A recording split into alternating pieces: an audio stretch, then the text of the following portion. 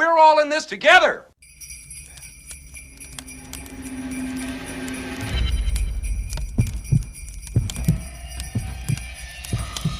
We're gonna have the happiest Christmas since Bing Crosby tap danced with Danny fucking Kaye.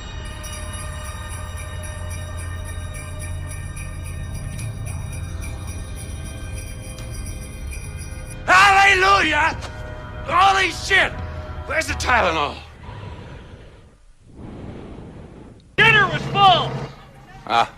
Yeah. You checked our shitters, honey? Clark. Happy holidays and welcome to Brew Crime, the podcast where we drink brews and talk about crime, conspiracies, or whatever gets us our attention.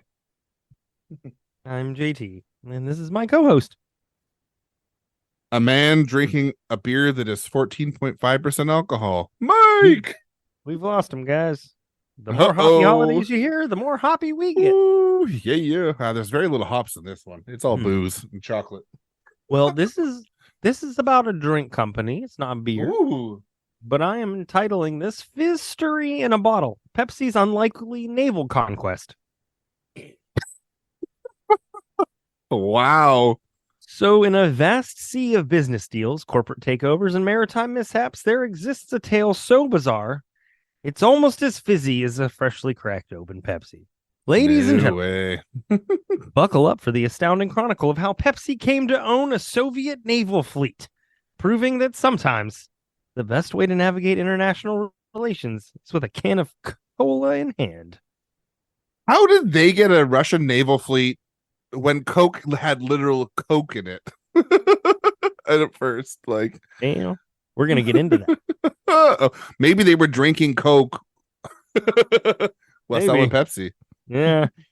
So it's the era of the Cold War, a time when global tensions are high, superpowers are engaged in geopolitical chess match. Amidst the political posturing, Pepsi found itself eyeing a new market, a market that would make even the boldest of business moguls do a double take. They were looking at expanding into the Soviet Union. The Soviets, thirsty for a taste of the capitalist world they'd been warned against, were eager to get their hands on the sweet nectar of Pepsi.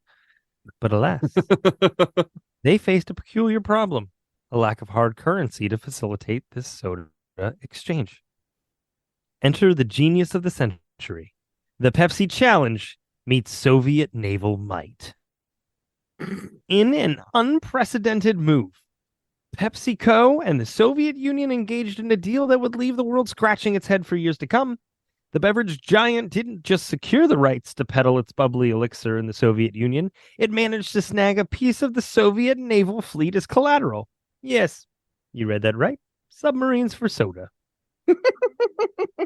I mean, I like it. I'm into it. Soviet naval officers, donned in their imposing uniforms, sipped on Pepsi as they negotiated the terms of the Fizzy Fleet Exchange. Submarines exchanged hands like cans of cola at a convenience store, leaving Pepsi in possession of naval vessels that could make any naval strategist do a spit take. The Pepsi Navy, as it became affectionately known, consisted of a few diesel-powered submarines that were probably more adept at submerging Pepsi cans than engaging in high-stakes naval warfare.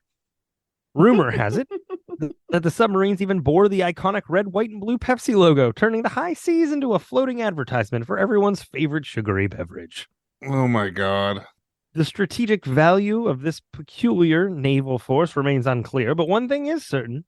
Pepsi had achieved the unimaginable, transforming from a mere soft drink purveyor to an unintentional maritime powerhouse. As the years passed, the Pepsi Soviet naval escapade became a quirky footnote in the annals of international relations. The submarines may not have seen much action, but the story itself became a testament to the bizarre twists and turns that history can take when fueled by cola-inspired diplomacy. So, the next time you crack open a can of Pepsi, raise a toast to the unsung naval heroes of carbonated conquests, proving that sometimes the best way to navigate the stormy seas of geopolitics is with a refreshing sip of fizzy diplomacy. Cheers to Pepsi, the accidental admiral of soda-infused naval history. Well, I'm going to join the Coca-Cola Air Force and blow those out of the water. Right? So here's what needs to happen. You need to have the Pepsi. Well, really, you need to have a Coke naval Force, and you need to have a Jack Daniels Air Force, and the Jack Daniels needs to bomb the Coke, and then Yeah. And the Pepsi, both of them. whichever, it's fine. Yeah. Whatever floats your submarine. You sunk my battleship. I could just see it. Pepsi with their submarines try to sail them off the coast of the United States, and the U.S. fucking nukes them.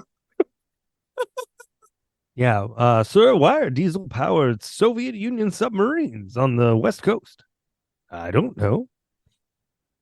Beep. Red button. Exactly. I have seen the very much real life story of Canadian bacon. You gotta watch out for these. This case calls for me to break out from the next one. 3-Notch Brewing's guava. Is it Ghost? Goza. So good. Anyways, so that's the story of Pepsi's Navy. Well, I will say that earlier today I had a rum and Coke, not Pepsi, Diet Coke, but I don't Take think that, of rum Pepsi. and Pepsi. I think of rum and Coke. That's what I think of. yes. I don't know what to tell you. All I can say is down Periscope. Oh, yes. We need someone with welcome aboard tattooed to their penis. And a bubbly personality. Yes. Man. All right. Well, let's dive, and see you tomorrow. Bye, everybody.